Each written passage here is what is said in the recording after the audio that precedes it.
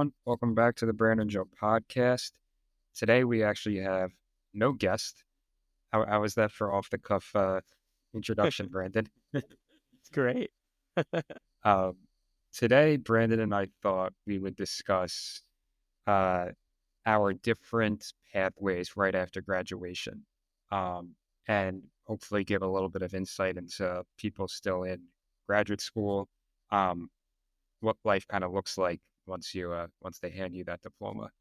Because right now, Brandon and I's situation is well, I wouldn't say it's too different, but we're kind of gone in two different pathways in terms of what we're looking for career wise. Because I'm looking for a little bit more of total rewards, and I have my current job. And Brandon, what would you say now? Like performance management, learning development?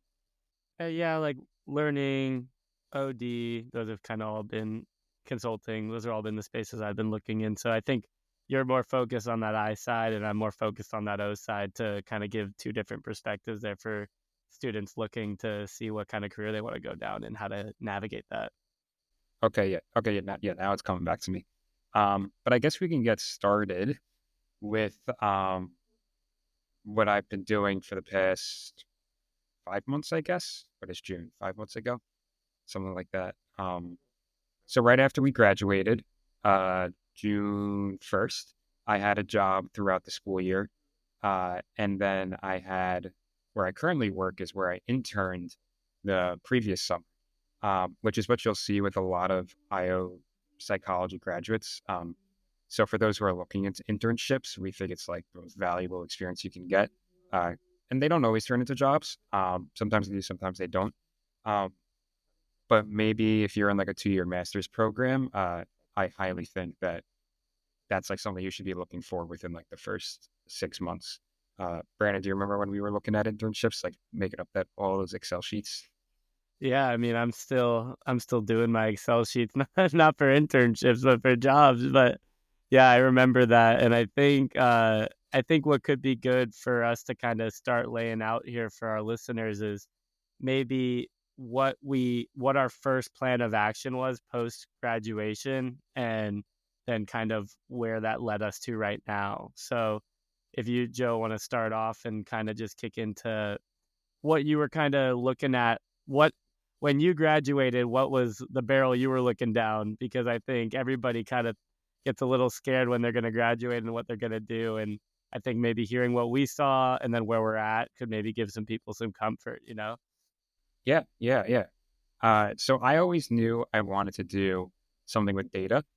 Um, so I was hoping to land a job after graduate school that worked with data. Because the current job that I had that second year didn't work as much around what I wanted to end up doing. Which I think is an important thing to know when you're in graduate school. Like even if you have a job that you're not loving right now, it's like it kind of shows you like what you don't want to do in the future. Um, so they're not all bad experiences. Um, but right when I graduated, I got a call from my previous internship, as I said, um, and they basically just offered me the job. And right then and there, I was like, "Yep, I'm signed. I'm good. Let's do it."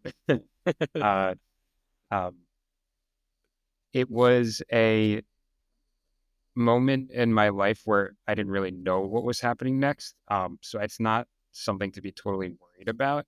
Uh, so say, for example, you didn't have an internship that would have turned into a job. Um, there's a lot of jobs out there that you could just apply to. So I'm trying to take it from the point, Brandon, of like, because I feel like I kind of just had the internship that just turned into the job, and now I'm here Hmm. 5 months later. Yeah. Um, but I'm thinking maybe like a more interesting perspective is like if I didn't have that internship there, like what I would have done. Um, which I guess we already talked about. No, I think it's good. And honestly, like, if I mean, testament to you, Joe. I've worked with you on many projects throughout our time in grad school, and obviously this podcast. Like, you do good work and you get it done well. So obviously, that's a testament to you that they wanted to bring you back. But people out there listening can know that when you get into your internship, like put your best foot forward, no matter like what you're doing. because even if it's grunt work or even if it's work you might not like, it always pays forward. And obviously for you, Joe, that ended up working out, which is cool to hear, you know? No, yeah, it was exciting, because I think I really enjoyed the internship, so I was happy they called back. Um, I would say another thing on my mind was, remote versus, like, hybrid work environment. Um, I know I wanted a hybrid environment, so I only really looked for jobs that had that sort of environment. Because I think at first I would just, like, mass apply to jobs, and I was like, "This is what I like, I just need something, I need something, I need something." But my my mindset shifted. I was like, "I don't wanna just go to, like, a new job that I will also not particularly like, and then, like, 10 months later, you have to switch." So I think it's important to keep those things in mind of, like, what are your, like, deal breakers, and not just to get a job just to get a job. Because I mean, we're in that field of, like, it matters whether you like it or not. So, like, take that to heart when you're also applying to a job. Yeah, like it's a double-edged sword, right? Because you think about it and you're like, oh, I need to apply to something that I love. But then you're also like right out of grad school and you're like, I need to land a job to get my career started. And I think that's actually like a decent natural segue to kind of talk about my path and where I'm at right now. And to give our listeners a perspective, we're in October right now, and Joe and I graduated back at end of May. So we have now spent like 3 to 4 months, really, or well, more than that actually, 6 months, I guess, 5 6 months. There we go. Yeah. 5 6 months being real adults and being in the real world. So just because you graduate doesn't necessarily mean you have it all figured out, and that's kind of been where I'm sitting. And I'll speak openly on that. I have my internship that I had while I was in my program at Hofstra, and my boss, he's been incredibly great for me and given me a resource through my time while I was in the program. And while I was working for him, I started applying to jobs pretty early on because him and I both had an understanding that I would work for him during my time in the program, and then as I transitioned out of my role, I would help train up whoever came in, and I would start somewhere else to start my career. So we had a really good working relationship in that sense and arrangement. Um, and I have now started my Excel tracker early what before graduating and applying to jobs and getting apps out there. And I think that a lot of people are facing that same challenge right now of trying to get a role. I'm no stranger to that either, and speaking openly about that. But the whole thing that I learned through that process is in the beginning when I was looking at it, it was I was gonna get a role and then I was gonna move and then I was going to and like it was gonna be one thing and then the next and then the next. And I realized that you don't need to stop things in order to continue like that next step in life, which has been really helpful. So I was still able to move. I'm moving into the city. Joe and I are very close to each other now. And able to kind of do that while looking for roles and getting my interview preps ready and getting everything ready for myself, getting work samples done, and then trying to find other ways to contribute and also afford life or different ways of living. But you can always make things happen, and I think that that's a good lesson I've learned here is just because I had a plan of how it was going to go, even though it might not have followed that plan right out of graduation, like I've still been able to make do and be happy. And I think that's super valuable, especially with the job market right now. Things are not going to go the way we all plan.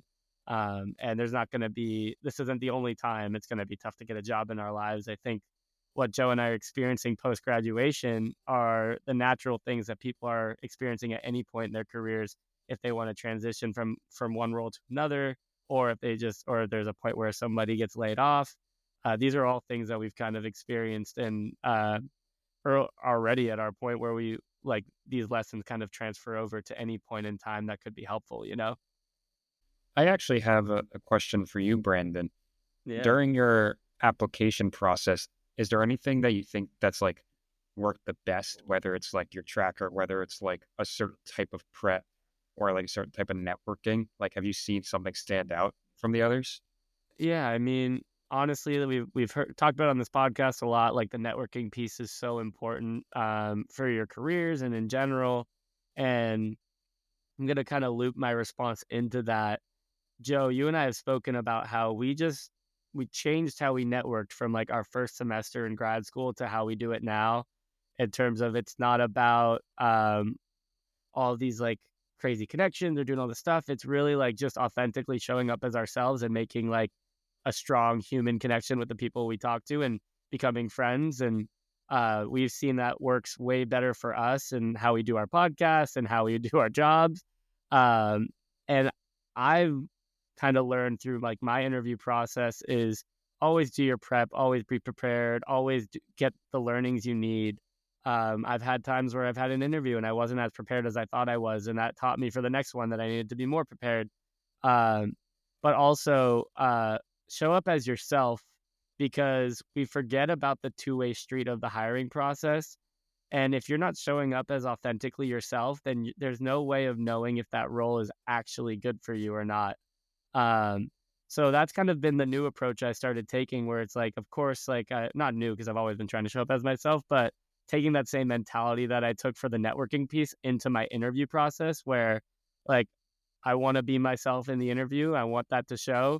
And if they don't select me, like at least I know that it might not have been a good fit on whatever level that might have been, whether it's the role or it's like the way that I work or whatever that is. And asking questions that help me guide whether or not this is the right place for me. Because even though I'm in a spot where I'm looking for a role and I do need a role, I want to make sure that I'm not just taking something and putting myself in a difficult situation or position.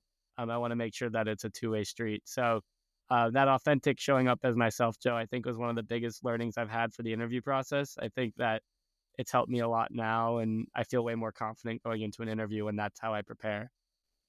No, it's a great point.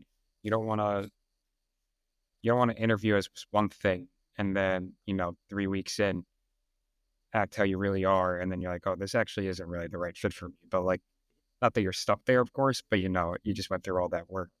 Um, you'll someone will be lucky to have you very very soon enough. Yeah, When fingers you are crossed. applying, are you just doing it through like LinkedIn? Um, what's the other one? Like ZipRecruiter, I think. There's a lot. I mean, even Google, like I've been looking through Google, Oh, LinkedIn, Handshake.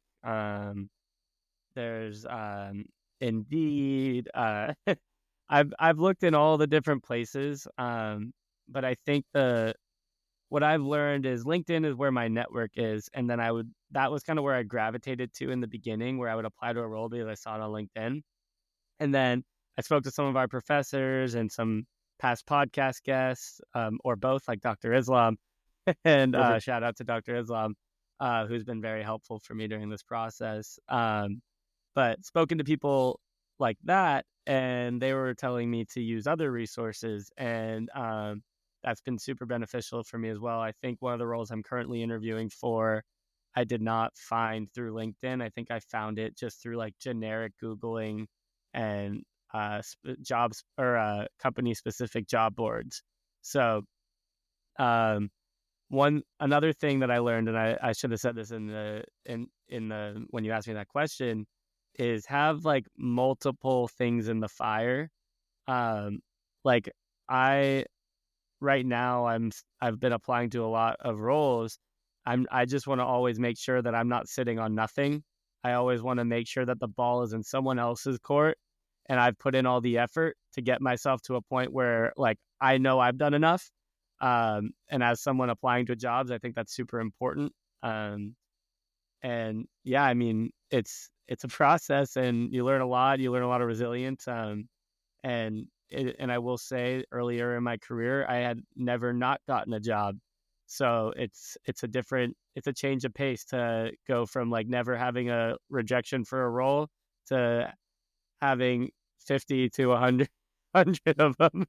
But It's tough out you there. get through It's it. the nice thing is you're not alone in that process. We know Yeah. so many people that struggle with the job, able people who could do the job.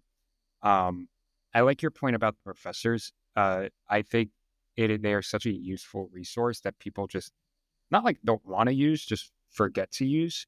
Uh, I don't know why. It's not the first thing that people think of when asked, but these are people that have been in the field that are there, that are getting paid to help you out. Um, and who also have like a lot of knowledge and people they know that work in the field of IO. So that's definitely something I think people should be utilizing in their search and uh, networking stuff. Well, you should also mention too, I'll kick it to you, how you got your initial internship at, Capri. Well, speak to that because that is also something that could be really valuable for people looking for internships or looking for that job post-grad.